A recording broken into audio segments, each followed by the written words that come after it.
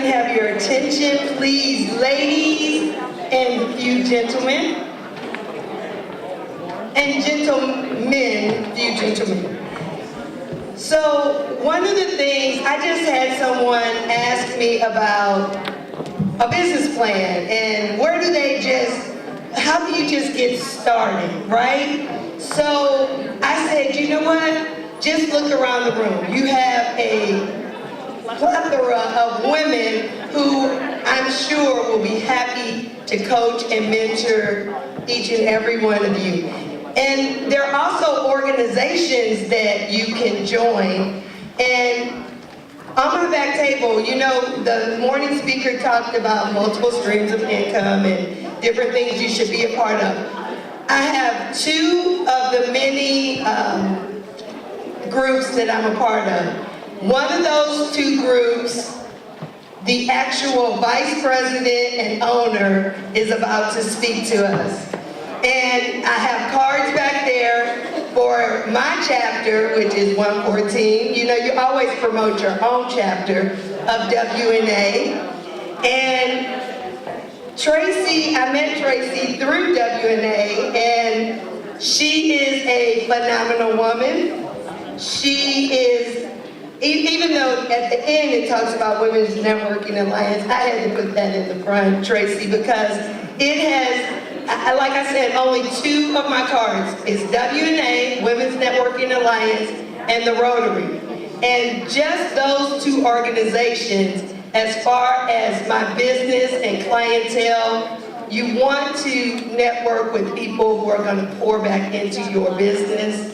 WNA is an organization that truly not only pours back into my business, but it gives me an outlet with other women business owners. And I don't know if she was going to speak about it, but I just wanted to take the honor to introduce her and let you know the powerhouse woman that she is as a co-owner of WNA. She also is the founder of Zing Pop Social Media.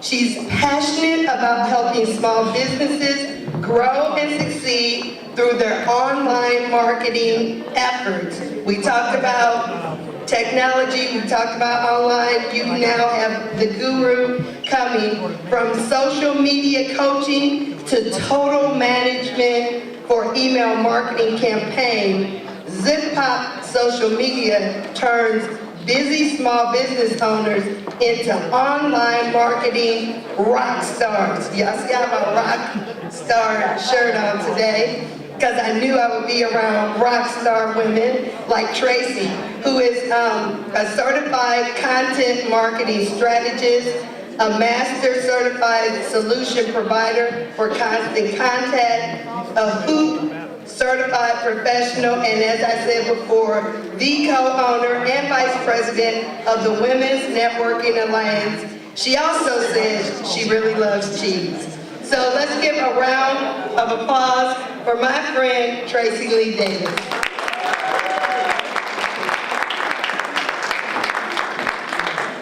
Thank you. That seems very exciting for an introduction. You know, this is not something that I was planning on saying, but one of the questions that came up was, someone mentioned something about the loneliness of owning your own business. And it can be very lonely when you just work for yourself and maybe your office is in your kitchen and you don't see any other business owners. And that's one of the things that I really have found through the Women's Networking Alliance is that camaraderie and support from other small business owners. So if that sounds like something that you're interested in, I would be delighted to talk to you about it. But what I'm also really delighted to talk to you about today is social media, one of my favorite things. And I'm going to just move this slightly.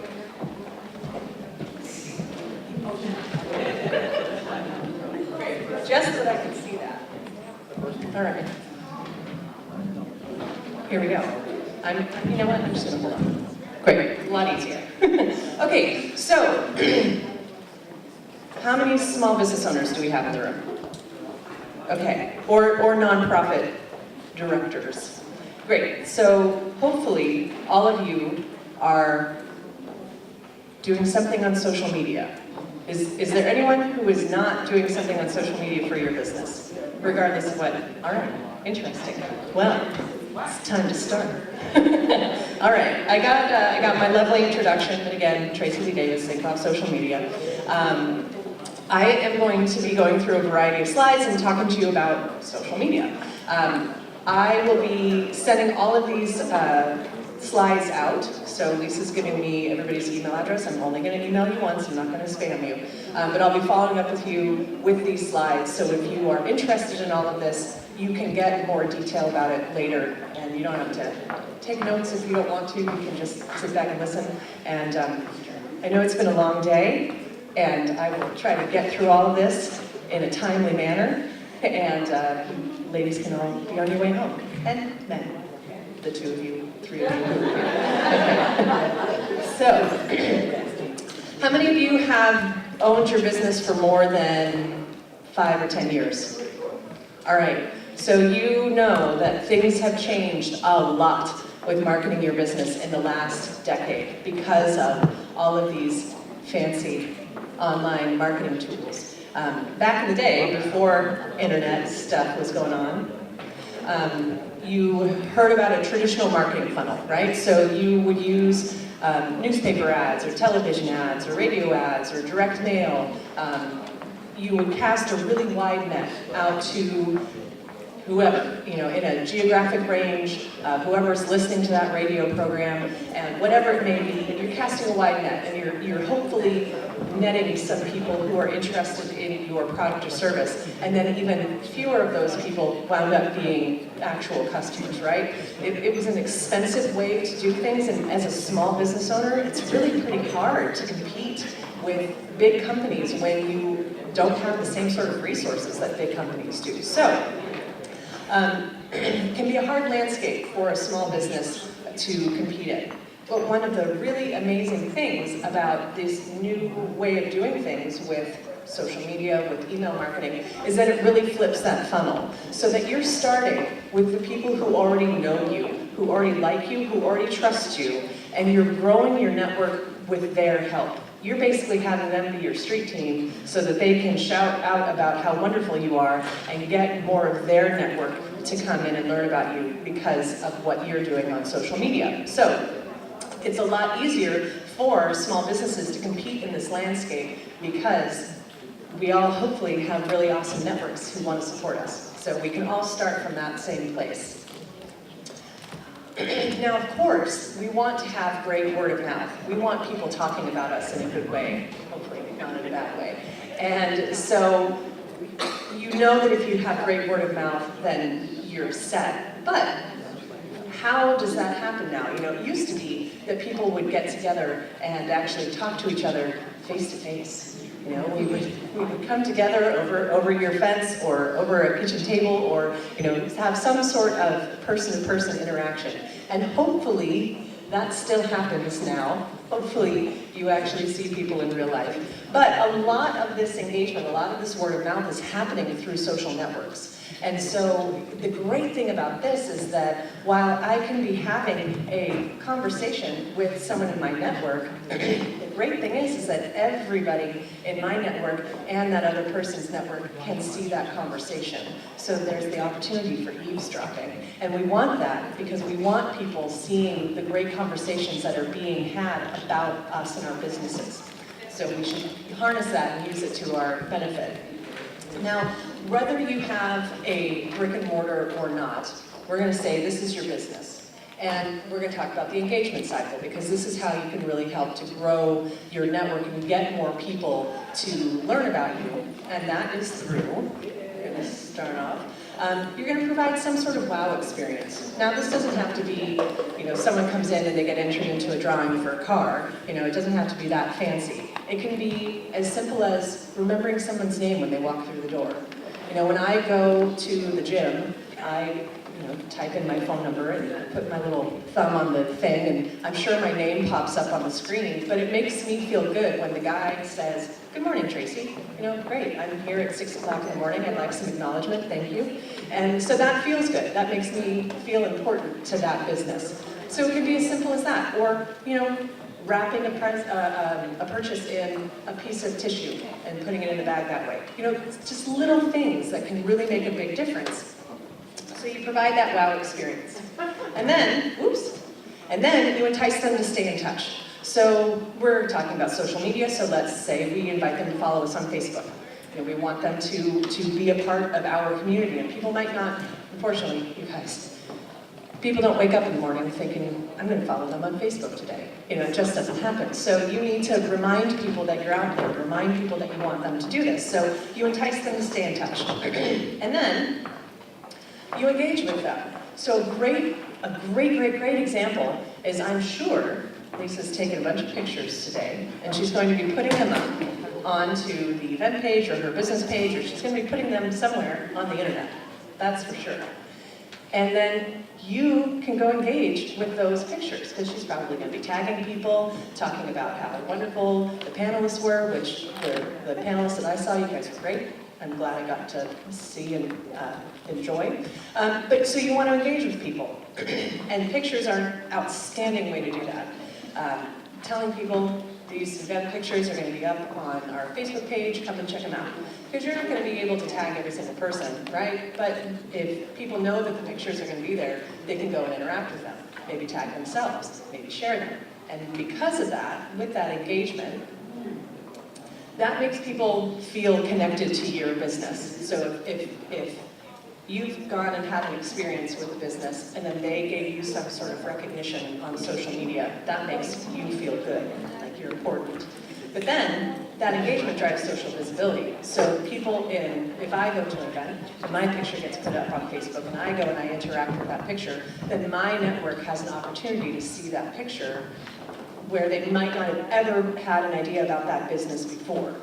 And so that then drives new prospects back into your business. So there's a really awesome opportunity for getting repeat business from the people who you already have a relationship with, and then that relationship, that connection that you have with that person drives new people to see your business. So it can be an incredibly powerful tool to get people to interact with you on social media, because then all of their network has the opportunity to check you out too, which is of course what we want.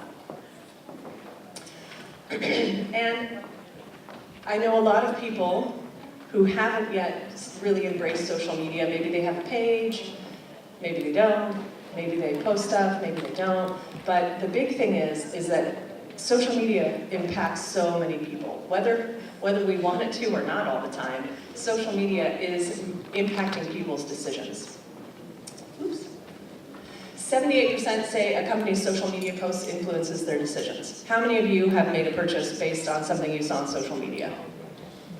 Okay, I would say at least 78% of the people in this room. 73% are likely to buy from a brand who responds on social media. And this is really important. I'm going to talk about it more later. But as a small business owner, this statistic is incredibly important to you, or it should be. And then 84% of social media users use it to share their support for a cause. 2 years ago, the Women's March was the biggest thing that was ever talked about on social media. And it still is the biggest thing that's ever been talked about on social media. And it was a huge, huge online movement that gathered a ton of steam because of the ease of sharing through social media. So you want to be harnessing this for your business. I'm not normally a person that says, oh, someone else is doing something, so you should too. However, in this sort of situation, if you are not utilizing social media for your business, your competitors will happily pick up your slack because they want to get in front of those people. So do it because other people are. All right. The great thing is that you, as a small business owner, have this really great advantage over big businesses because you have a real, genuine connection with your followers, your network. They know who you are. I have no idea who the CEO of Coca-Cola is, but I can absolutely feel connected to small business owners who are in this room and feel like I have a connection and then want to support their businesses because of that fact. So you also can then use social media for a whole bunch of things. You want to build and expand the relationships that you already have. maybe people have heard of you, but they don't quite know enough about you to really want to make that purchase yet. And so you're nurturing them along with that. Of course, increasing the brand awareness. If people don't know who you are, it's a great way to tell them what you're all about. And then something you always should be thinking about, especially after the exciting day on Wednesday when Facebook went down, you should always be thinking about growing your email list, because you need a way to keep in touch with your audience. Remember, as much as I love social media, I don't own my business page on any of the accounts that I have. I do own my email list. And so I always have a way to connect with the people who have expressed a desire to stay in touch with me. And you always should be thinking about that. Whether or not you're emailing or not yet, start gathering those email addresses. Okay, so we're gonna breeze through this. This looks like it's gonna take a while, but we're gonna get it done. All right. So there are a lot of different options out there for social media sites. These are a few examples. We've got Facebook, Instagram, LinkedIn, Twitter, Pinterest, Snapchat, YouTube, and Periscope. I am here to tell you right now, you do not need to be on every single one of these platforms. It is much better to pick one and do a really great job with it than to be on multiple and be stretched too thin. You want to commit to the one platform and do a really rockin' job, and then when you feel comfortable and confident and you're really doing awesome things there, then you can think about expanding. But you don't have to be on all of them. If you want to go ahead and gather up the usernames for the platforms that you think you want to be using in the future, go ahead. But then put up something saying, hey, the party's happening over on Facebook instead of here on Twitter or Instagram or whatever. But don't spread yourself too thin. So many people tell me, I don't have time to do it, and I really don't think that you need a ton of time to manage your social media, but you really aren't going to be able to be successful if you have every single social platform under the sun started and you can't even handle one. So I'm giving you permission. You only need to be on one. Okay, well, so there are a variety of different reasons why you would use social media, and not surprising, networking is the big thing. We all want to feel connected. We all want to feel like we are part of a community and be around other people who have common thoughts and experiences. And so, not surprising, the vast majority of social networks are all about networking.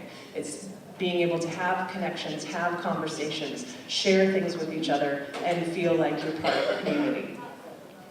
It's not surprising then that photo sharing goes right along with all of those, because we love sharing visual things, being able to share our pictures with each other. I know so many people who have said, oh yeah, my mom's on Facebook now because she wanted to see pictures of her grandchild. And so there are so many people who want to just be able to share those things with each other. Now, how many of you are utilizing video on your social media? All right. Not very many of you, but the ones who did, you all get a gold star. Good job. Because video is an incredibly important way to get traction on your page. People like looking at imagery, and if you can get them to watch a video, they're probably more likely to watch a video than they are to read a blog, even though blogging is really important too, so you don't want to forget that. But videos are generally a lot easier. So for some people, I guess it depends on who you are. Some people can write really easily, and other people can make a video really easily. So recorded video is exactly what it sounds like. You record it on whatever device you use, and then you have a file, and you upload that file, and then it lives there. Hooray. That's recorded video. And people like watching videos, so do it. Then, the live video is the newest thing, and it's an incredibly powerful tool, because not only is it video and has all of the great things that video has, but live video generally comes up at the top of people's news feeds because it's happening right now. So it's a great way to get people to pay attention to you in the moment. And live video is just like it sounds like. It's recorded as it's happening, and it's broadcast as it's happening. What's nice with live video for Facebook, for example, is that once you have completed your live video, you have the option of saving it and having it be a recorded video on your website or on your newsfeed. which you definitely want to harness that as well for your business. But regardless of what you are doing on social media, there are a lot of different options, and you should utilize those options, using different types of content. If you know that you want to be doing a lot of videos, then obviously you want to be thinking about being on a platform that does more with videos. If videos are not your thing at all, then you probably don't need to have a YouTube channel. So think about the sort of things that you want to express on your social channels, and that's going to help you drive and pick which one you're going to be on. So I want to talk a little bit about 3 social channels that you probably are considering. Facebook really is the place to be, even though it has some issues, and probably always will. There are 2 billion monthly active users on Facebook. 2 billion with a B, and that's monthly active users. Not just 2 billion people have a Facebook account, but every month 2 billion people log on to Facebook and use it. So chances are very high that the person who you want to reach through social media is already on Facebook. Also, all industries can do just fine on Facebook because it's good for B2B, B2C, nonprofits, everything. Everything can be successful on Facebook. And it's also the most versatile as far as types of content that you can share. So if it is a media type, you can share it. Photos, videos, links, just plain text, all of that good stuff. Facebook really leads the way with media type. This is the thing that people generally tend to get a little nervous when I get to this part. You should be posting on Facebook daily.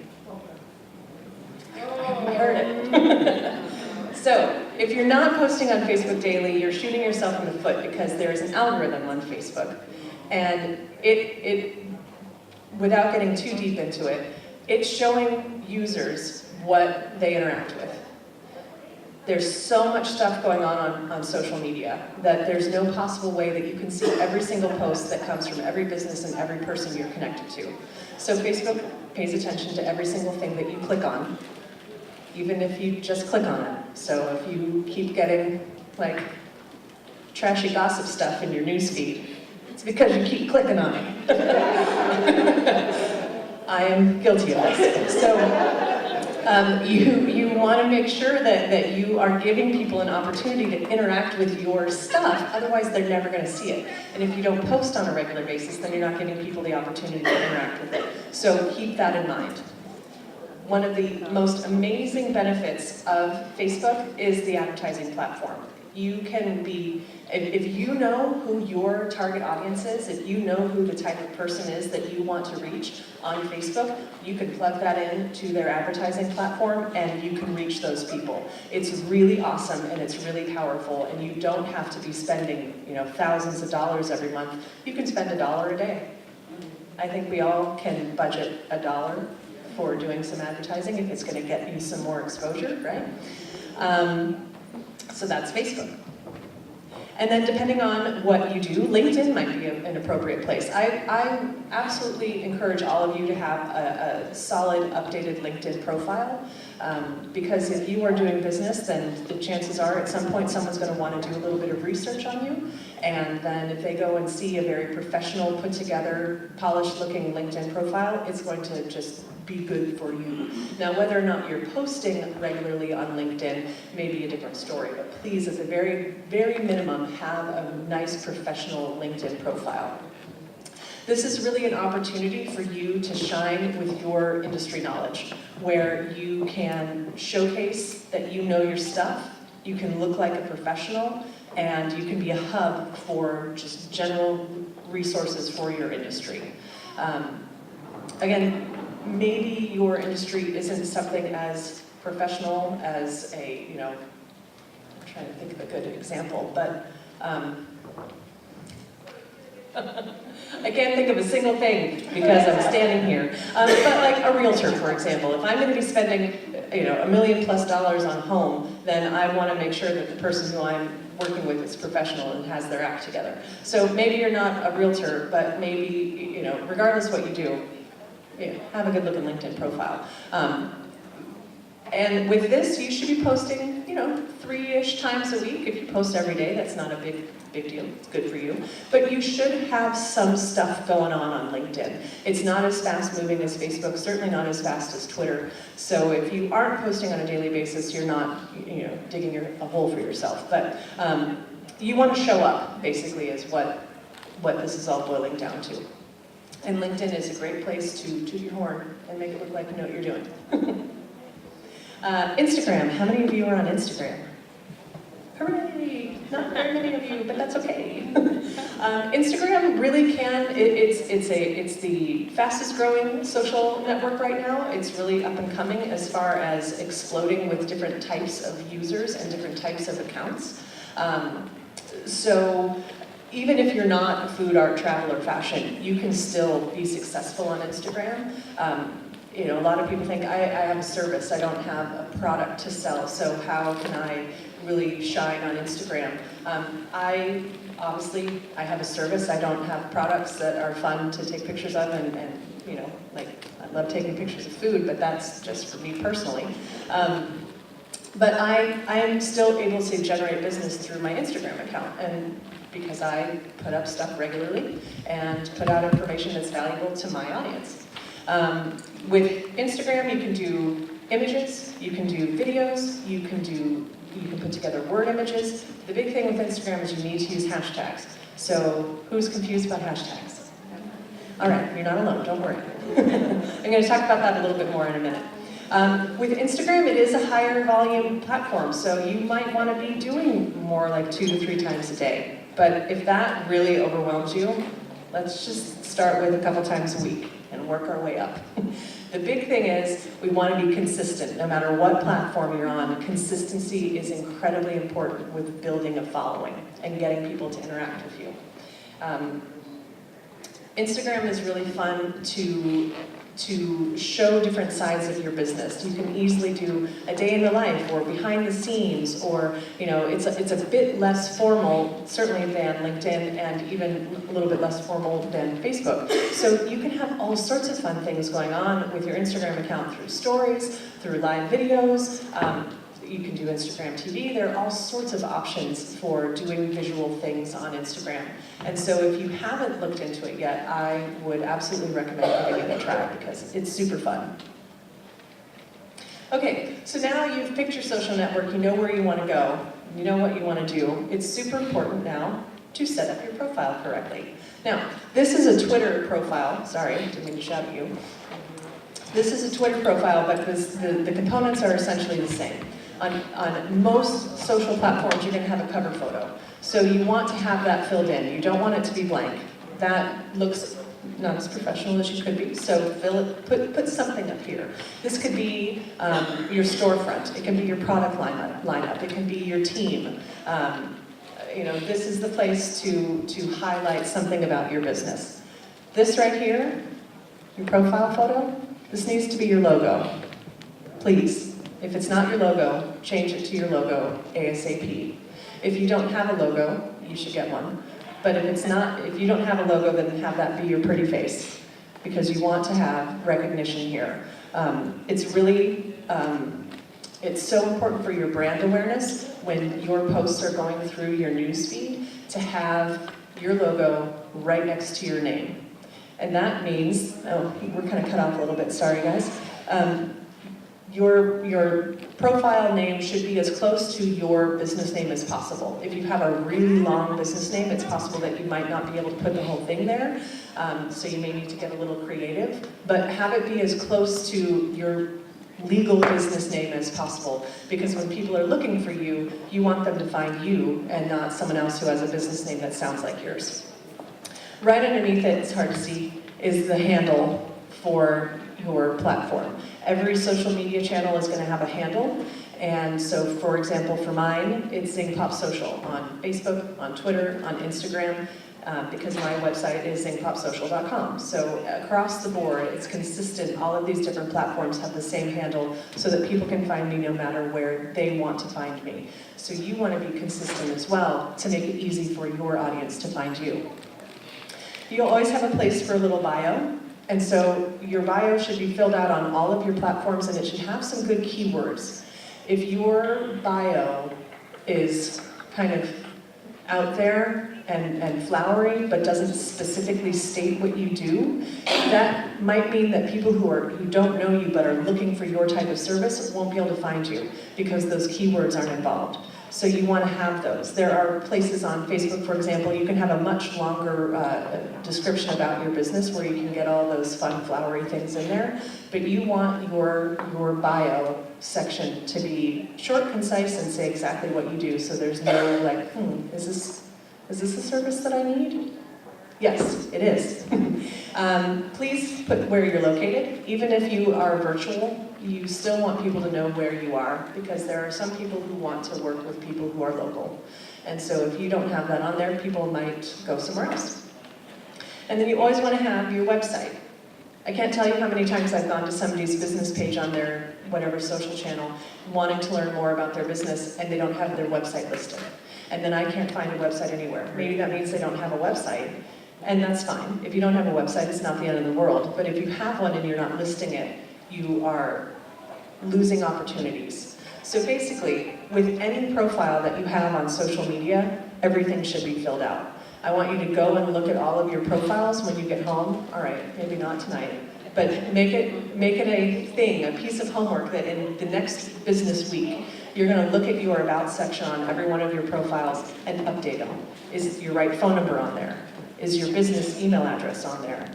And like Teresa was saying, have it be yourname.com as opposed to yourname@gmail. You want to look professional. So fill that out whenever you can, and that's going to help you get found. All right, you've picked your social network, you've set it all up. Now it's time to get out there. And like I mentioned, people don't wake up thinking that they want to follow you on Facebook.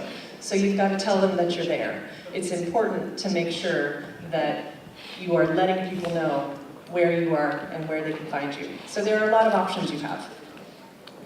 First off, you can send an email. You can have an email that is specifically going out to your audience, your contact list, saying, hey, I just started up a Facebook page, please come and follow me. You want to make sure that you are linking directly to your Facebook page or your Instagram account or LinkedIn or Twitter or whatever, so that people don't have to search for you. If people have to search for you, the more steps you make them take, the less likely they are to take them. So link right to your profile so that they can follow you from there. And you want to tell them why they should do that. It's not like you need to say you're going to get all of these free things and this is why you should follow my page. Just say, hey, I'm going to be sharing tips about social media and email marketing. If you want to have help with that on your own business, then you should like my page. Something simple like that. It doesn't have to be complex. And then, of course, include those social links. For those of you who do have websites, hopefully all of you, you want to have a link to your different social channels on your website. I can't tell you how many times also, when I start working with a new client and I'm researching their business, when I go to their website, I find, okay, great, I found their Facebook and their Pinterest page, and then we start talking and I start talking about their Facebook and their Pinterest page, like, oh, I also have Instagram. Well, why don't you have that listed on your website? You need to give people all of the options because not everybody is on all platforms, so you want them to be able to follow you on the platform of their choice. Meet them where they are. You want to make it ridiculously easy for people to find you. Another cool thing that you can do is actually on Facebook, they have a whole section where you can link to your other accounts so that you can just put that all right in there. But you can share content, on your Twitter account, you can share, hey, come follow me on Facebook and vice versa. You can advertise your other social media channels on the other social channels that you have. So use those networks to help grow a particular new one. Something that you should all consider doing if you have VIP clients, people who are big supporters of yours, find those people and follow them on their social networks. With Facebook as a business page, you can't follow individuals, but you can follow other businesses. So if you have some great power partners, you want to be sure that you're following them on Facebook, on Instagram, on Instagram and on Twitter and on Pinterest. You can follow other accounts without them reciprocating. So Facebook, it's an interesting connection for a business with a person, where the person can only follow you, you can't follow them, but all of the other platforms, you can follow people as long as they don't have a restricted account. So find those people who are your biggest supporters and follow them, because they are most likely going to be the people who are going to start interacting with you and then helping you grow your network. So remember I said at the beginning that 73% of people are more likely to buy from a brand who engages with them on social media. This is a huge piece that a lot of small businesses don't do. And so I know that none of you in this room are going to make the mistake that other small businesses make. And that is, people come and interact with their posts, and then the businesses don't respond. People are coming and spending time commenting on your posts, and this gets your post found because of them interacting. It gets spread to their network. So they took some time out of their day. You can take 2 seconds out of your day to respond to them, because this does a couple of things. It's really, like, this is stuff that gets me all jazzed up. So this guy, whatever his name is, Peter, that's been blurred out, he's come and commented on this post. So you should at the very least like it. You should always like the comments that people leave, unless it's just tagging a friend's name, or certainly if they say something inappropriate, you don't have to like that. But so they've said something, shared vision. So like it and then reply. You want to hit this little reply button so that it responds to that original post or comment. If you add a comment down here, that's not necessarily going to be tied to this one. And so you want to start a little thread. And this is because when you respond, that person comes back to your posts to read that response. And that not only gets them touching your page again, which you want, because every time they touch your page, it increases the likelihood that they're going to see your next post. So you want those page touches as much as you possibly can get. But then also, it makes them feel good. They don't have to know that you're sitting in your sweats on your couch responding to them. It makes people feel really special and important when a business engages with them on social media. So taking 3 seconds to say, thanks so much, I really appreciate your feedback, can be the difference between someone making a purchase with you and not. Or can be the difference between someone saying, oh man, I like these guys, I'm gonna comment again, I'm gonna share their post because I feel important. So you wanna make people feel important by you engaging with them. All right, this is the big thing that people always get hung up on. But I do not know what to say on social media.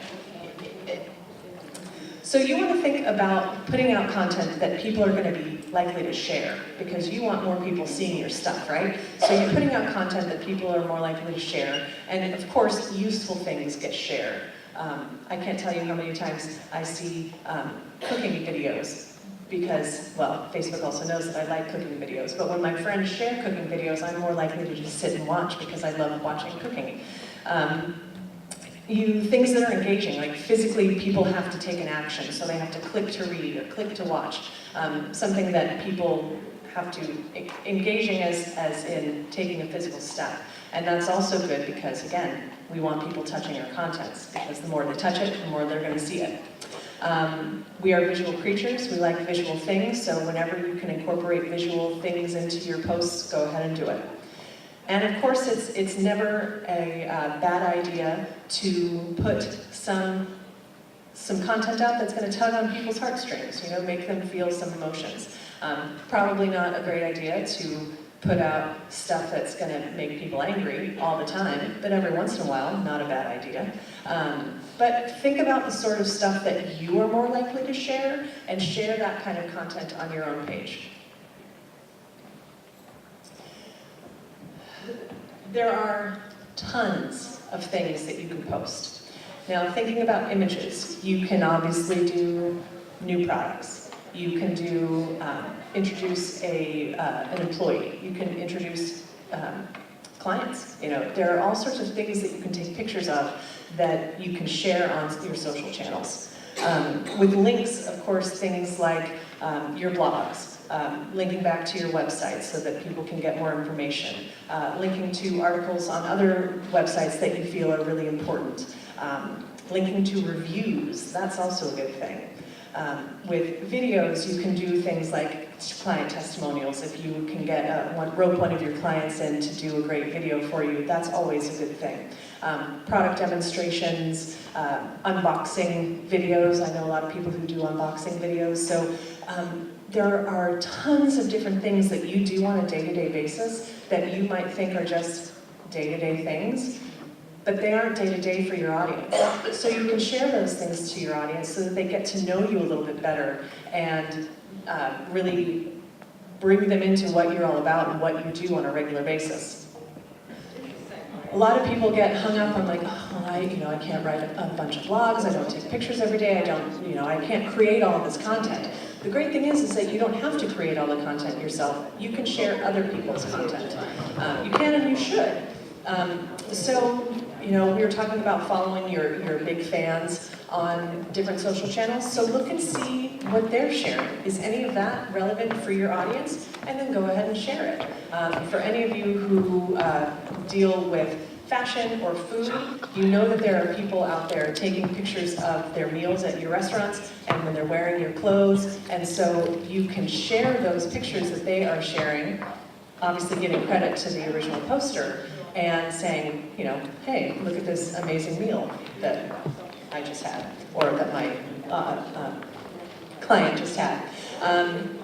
If there are businesses who do similar things that you do, you can share their content. I mean, obviously you don't want to share your competitors' stuff, but if you do something that someone on the East Coast is doing, and they are not competitors because you're a local specific business, if they have a great blog, go ahead and share their content, because it's not going to take anything away from you, but it's going to look like you know what's going on. You're up on your industry, you're up on other people who are doing great things in your industry, so shedding some light on their business is not going to do anything to take away from yours, and it means that you don't have to write a new piece of content. You just share someone else's.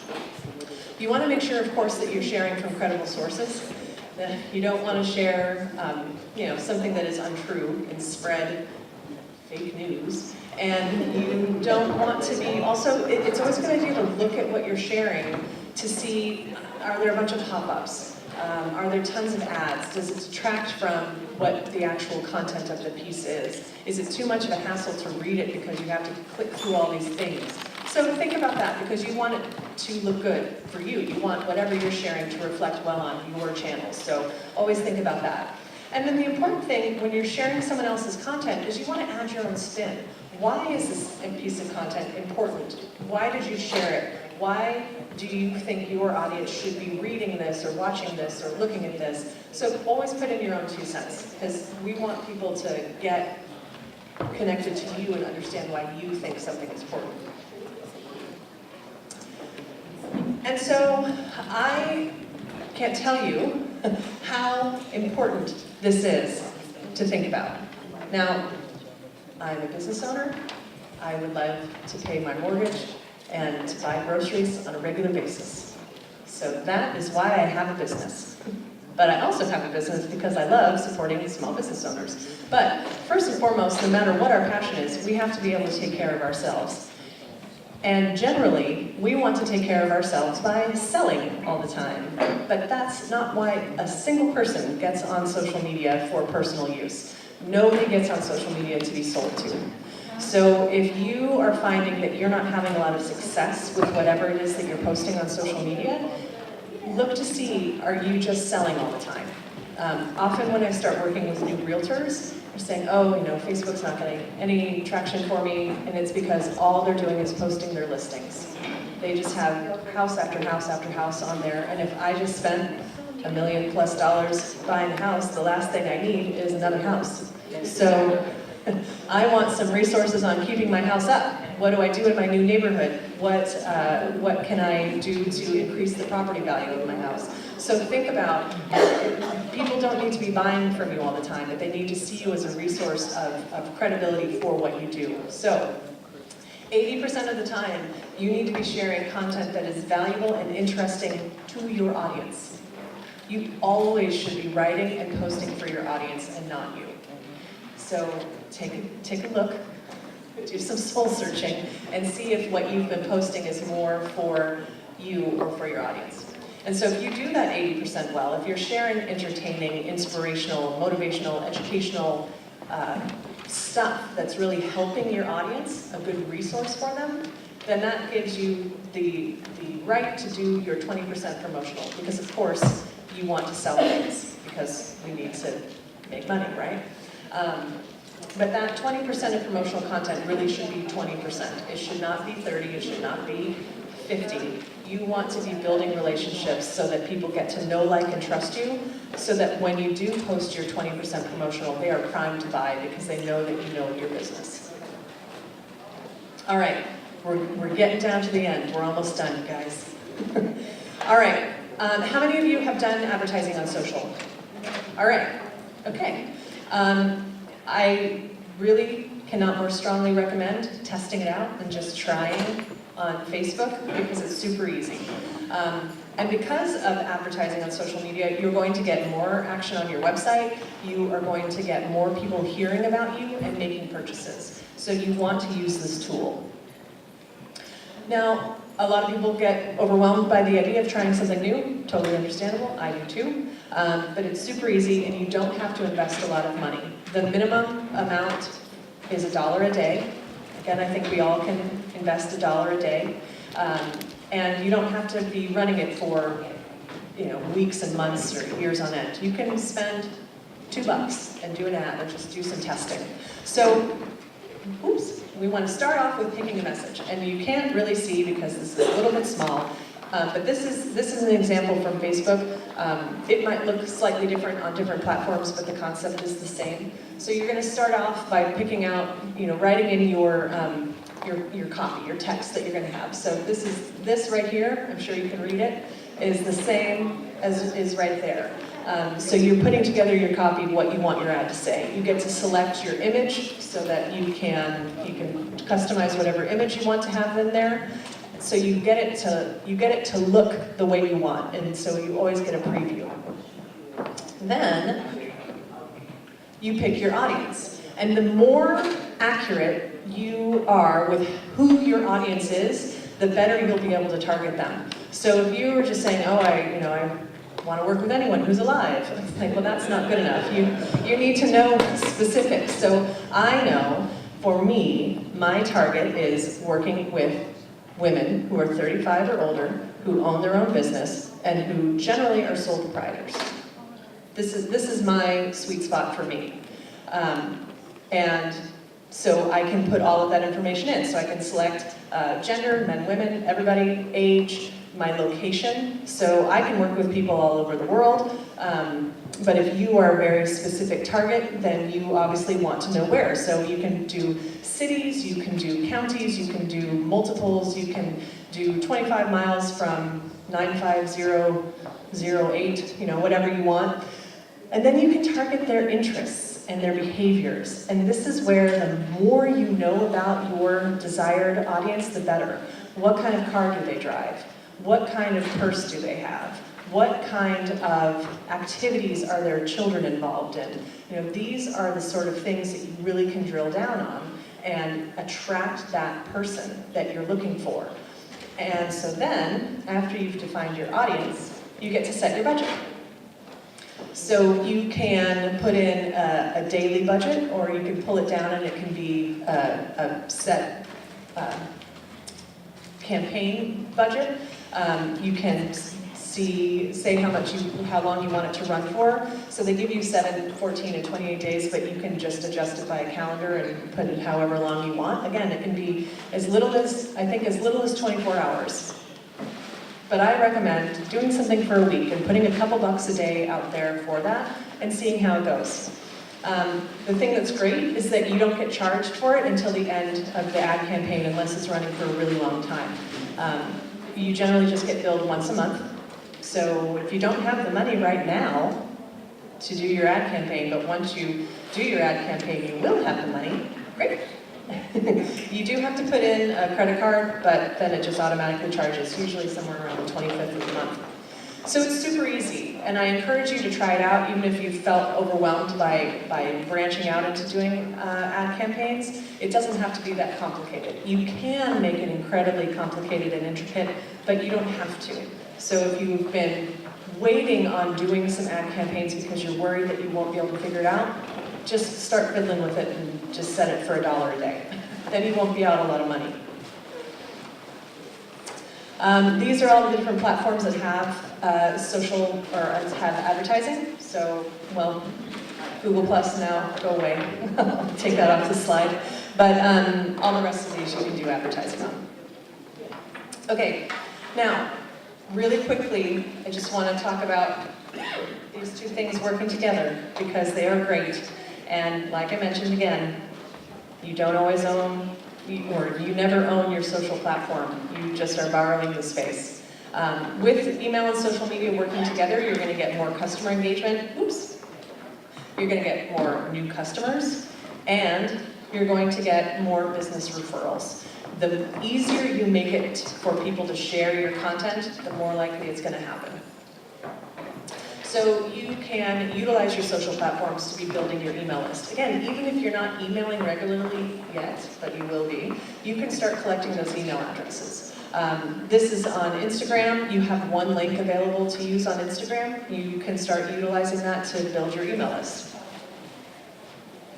If you use Facebook and you use Constant Contact or MailChimp or Roadly or a variety of other professional email platforms, you can just have a tab right there on your Facebook page to sign up, so people don't even need to leave, they don't need to leave Facebook to sign up for your list. You can also utilize your call to action button on Facebook to have people sign up for your email there. So lots of different options. You can do actual posts asking people to sign up for your list, so that's an option too. The big thing is, oh gosh, see, I'm almost done. The big thing is you want to ask, because if you don't ask, people probably won't take that step. They won't take that step to follow you. They won't take that step to join your list. They may not take that step to engage with your posts, so ask them. There's never a problem with asking. All right, so getting started is very easy. You pick your platform, create your business profile and fill it out completely, and then make a post. You don't have to have all of your ducks in a row. Everything doesn't have to be perfect. The important thing is to just get started. Because once you get started, then you're going to practice and you're going to get better. If you're worried about messing up at the beginning, the great thing is, if you don't have any followers, nobody's going to see your mistakes. So just get started and practice and get comfortable with it, and then you will be successful.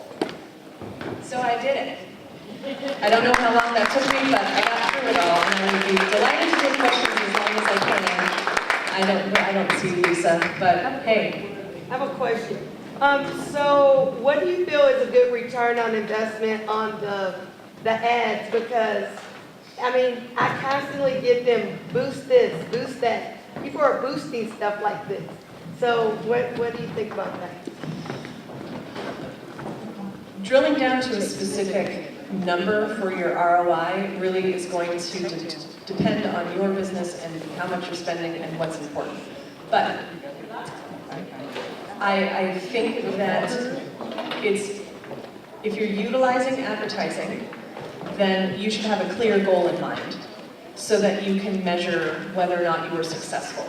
If you just start putting money behind posts or doing ads without a goal of what you're expecting to accomplish, then how are you going to know if you accomplished it or not? So having a clear set of goals and objectives is the first place to start with that, so that when you get to the end of your campaign, you can say, did I hit my goal or not?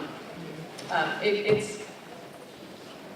definitely would say you should try it, but if you need some help figuring stuff out, that's something that I do. Any other questions?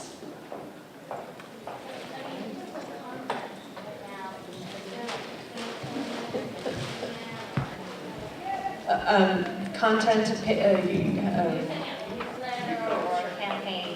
Thank you so much. So if you are going to send like a campaign out or a newsletter, is there like, say, Oh, for your emails? Oh, I can talk about this all day. But yes, for email marketing, you should be doing 20 lines of text or less in your entire email. Because when do you ever want to read a long email from a business? Never. So short and sweet and to the point. And I think that's kind of good for everything because we're all busy, we're all time starved, and if you are expecting people to read some long thing or watch a really long video, you'll probably be disappointed. So you need to build up that relationship before you ask people to really commit that sort of time to watching a video or reading a post or that sort of thing. Any other questions? You do analytics? I do analytics, yes. And so I'll be following up with everybody with the slides, and if you have more questions, then you can ask them that way. But I'll be shooting you all an email. So hooray! Thanks, everyone.